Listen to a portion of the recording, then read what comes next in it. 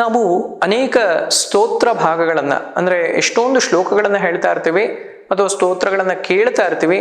ಆದರೆ ಒಂದು ವಿಶೇಷವಾಗಿರ್ತಕ್ಕಂತಹ ಒಂದು ಶ್ಲೋಕ ಅಂತಕ್ಕಂಥದ್ದಿದೆ. ಇದನ್ನ ನಾವು ಕೇಳುವುದರಿಂದ ಅಥವಾ ಹೇಳುವುದರಿಂದ ನಮ್ಮಲ್ಲಿರ್ತಕ್ಕಂಥ ಅನೇಕ ಸಮಸ್ಯೆಗಳಿಗೆ ಇದೊಂದು ಉತ್ತಮವಾದಂತಹ ಪರಿಹಾರವೂ ಕೂಡ ಆಗತ್ತೆ.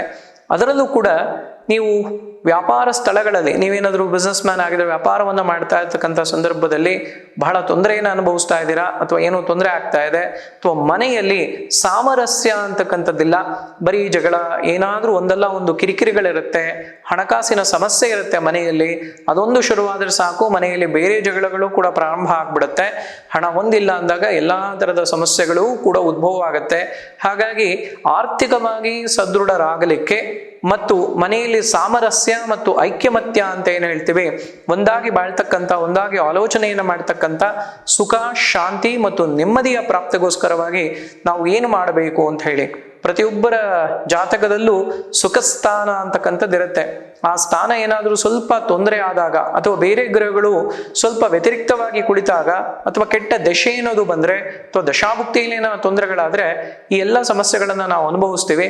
ಇದಕ್ಕೆ ಅಥರ್ವ ವೇದದಲ್ಲಿ ಒಂದು ಸ್ತೋತ್ರ ಭಾಗಗಳನ್ನ ನಮಗೆ ಋಷಿಮುನಿಗಳು ಕೊಟ್ಟಿದ್ದಾರೆ. ಇದರ ಒಂದು ಹೇಳುವುದು ಅಥವಾ ಕೇಳುವುದು ಈ ಎರಡನ್ನು ಮಾಡಿದಾಗಲೂ ಕೂಡ ಅಥವಾ ಅರ್ಚಕರ ಮುಖೇಣವಾಗಿ, ಪುರೋಹಿತರ ಮುಖೇಣವಾಗಿ ಇದನ್ನ ಪಾರಾಯಣವನ್ನ ಮನೆಯಲ್ಲೂ ಕೂಡ ನೀವು ಮಾಡಿಸ್ಬೋದು.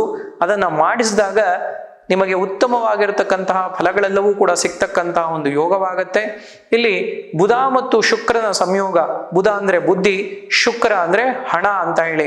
ಬುದ್ಧಿ ಮತ್ತು ಹಣ ಎರಡೂ ಇದ್ದಾಗ ಕೆಲವರಿಗೆ ಹಣ ಬರುತ್ತೆ, ಹೇಗೆ ಅದನ್ನು ಖರ್ಚು ಮಾಡಬೇಕು, ಹೇಗೆ ವಿನಿಯೋಗ ಮಾಡಬೇಕು ಗೊತ್ತಿಲ್ಲ, ಎಲ್ಲವನ್ನು ಕಳ್ಕೊಂಡು ಬರಿಗೈಯಲ್ಲಿ ಕೂತ್ಕೊಂತಾರೆ. ಇನ್ನು ಕೆಲವರಲ್ಲಿ ಬುದ್ಧಿ ಬಹಳ ಇರುತ್ತೆ, ಆದ್ರೆ ಹಣವೇ ಕೈಯಲ್ಲಿ ಇರಲ್ಲ, ಇನ್ವೆಸ್ಟ್ಮೆಂಟ್ ಮಾಡ್ಲಿಕ್ಕೆ ಏನೂ ಇರುವುದಿಲ್ಲ, ಆದ್ರೆ ಬರೀ ಬುದ್ಧಿ ತಗೊಂಡು ಏನು ಮಾಡ್ಲಿಕ್ಕೆ ಸಾಧ್ಯ. ಹಾಗಾಗಿ ಇದೆರಡರ ಬ್ಯಾಲೆನ್ಸ್ ಆಗಿ ಈ ಎರಡನ್ನ ಸಮಾನವಾಗಿ ತೆಗೆದುಕೊಂಡು ಹೋಗ್ತಕ್ಕಂತಹ ಒಂದು ವಿಶೇಷ ಶ್ಲೋಕ ಶ್ರೀ ಲಕ್ಷ್ಮೀನಾರಾಯಣ ಹೃದಯ ಸ್ತೋತ್ರ ಅಂತ ಹೇಳಿ.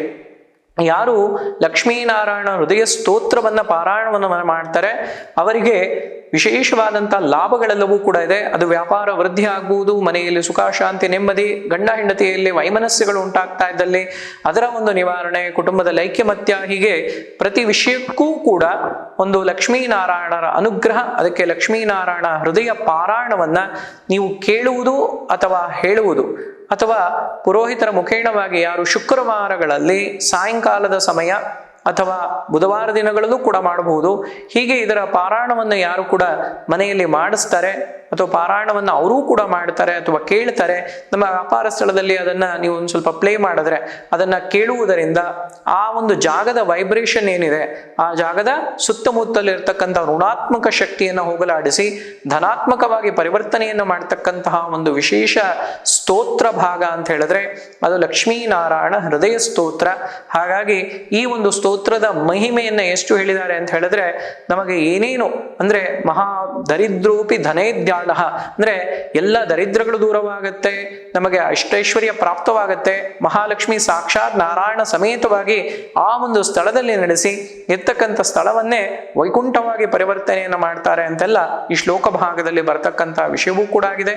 ಕೊನೆಯ ಪಕ್ಷ ಯಾರು ಈ ಪುಸ್ತಕವನ್ನ ಮನೆಯಲ್ಲಿ ಇಟ್ಟು ಪೂಜೆಯನ್ನ ಮಾಡ್ತಾರೆ, ಲಕ್ಷ್ಮೀನಾರಾಯಣ ಹೃದಯ ಸ್ತೋತ್ರದ ಪುಸ್ತಕವನ್ನ ಮನೆಯಲ್ಲಿಟ್ಟು ಅದರ ಪೂಜೆಯನ್ನ ಮಾಡಿದ್ರೂ ಕೂಡ ನಿಮಗೆ ಪುಣ್ಯ ಪ್ರಾಪ್ತಿ ಆಗತ್ತೆ. ನಾವು ಹೇಳಿದಂತ ಫಲಗಳಲ್ಲಿ ಕೊನೆ ಪಕ್ಷ 50 ಭಾಗವಾದ್ರೂ ಕೂಡ ನೀವು ಪಾರಾಯಣ ಮಾಡ್ತಿರೋ ಬಿಡ್ತಿರೋ ದೇವರ ಮನೆಯಲ್ಲಿ ಒಂದು ಪುಸ್ತಕವನ್ನ ಇಟ್ಟು ನೀವು ಪ್ರತಿ ದಿನ ಪ್ರಾರ್ಥನೆಯನ್ನ ಮಾಡ್ಕೊಳೋದ್ರಿಂದ, ಅದರಲ್ಲೂ ಶುಕ್ರವಾರ ದಿವಸ ವಿಶೇಷವಾಗಿ ಪ್ರಾರ್ಥನೆ ಮಾಡೋದ್ರಿಂದ ನಿಮಗೆ ಖಂಡಿತವಾಗಿಯೂ ಕೂಡ ನಾನು ಹೇಳಿದಂತ ಹಿಂದೆ ಹೇಳಿದಂತ ಎಲ್ಲ ಫಲಗಳು ಲಭ್ಯವಾಗತ್ತೆ.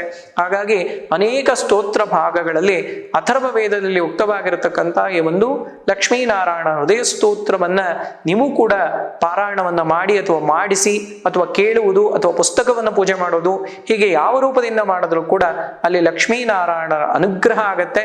ನಮಗಿರುವಂತಹ ಎಲ್ಲ ಸಮಸ್ಯೆಗಳ ನಿವಾರಣೆಗೆ ಒಂದು ವಿಶೇಷ ಮಾರ್ಗ ಅಂತ ಹೇಳಿ ತಿಳಿಸ್ಬೋದು. ಸಮಸ್ತ ಸನ್ಮಂಗಳಾನಿ ಭವಂತು.